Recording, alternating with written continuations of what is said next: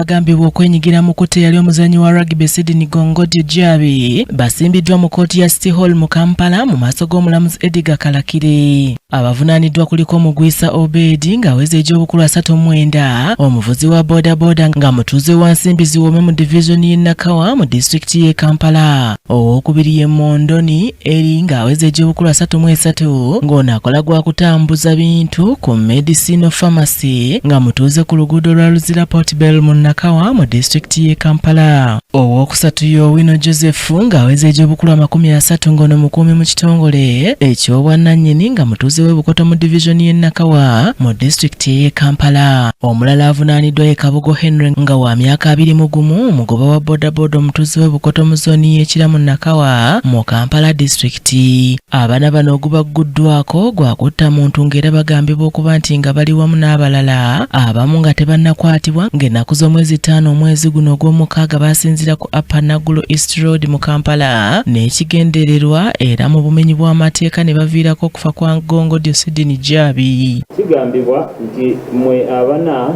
n'abalala abatannabakwatibwa nga 5 omwezi ogw'omukaaga omwaka 2026 mu bitundu bya Upper Nagulo East Road mu disitulikiti y'e Kampala nga mulina ekigendererwa ate nga mwayita mu bumenyi bw'amateeka mwatta oba mwaleetebwa okufa kwa Gongodio Sydney Jabi. Kyokka bano tebakkiriziddwa kubeerako na kye banyega mu kkooti eno oluvannyuma lw'omulamuzi Edgar Kalakire okubajjukiza nti omusango gwe baliko guwulirwa kkooti nkulu yokka. However, I will send you to prison and then you will be brought here until investigations are complete, at which point you will be transferred for trial in the High Court. Naye kkooti egenda kubasindika mukomera kutuusa okunoonyereza kwe kuba nga kuwedde mujja kutwalibwa mu kkooti enkulu muwozesebweyo oba High Court. Omuwabi wa gavumenti Akite Grace ategeezezza ng'okunoonyereza ku musango guno bwe kukyagenda mu maaso era nti waliwo n'abasibe abalala abakyanoonyerezebwako nga bw'ati asabye kkooti bano okubasindika kwa limanda ng'era omulamuzi alagidde batwalibwe mu kkomera Luzira okutuusa nga 23 omwezi guno ogw'omukaaga. We will come back on the 23rd of June this year. That is when you will reappear in this court.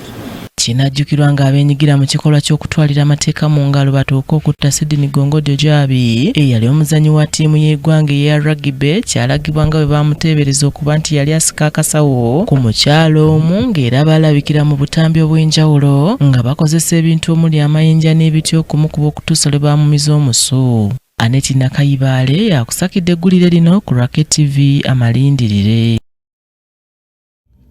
Weebale nnyo Annette Nakayibaale.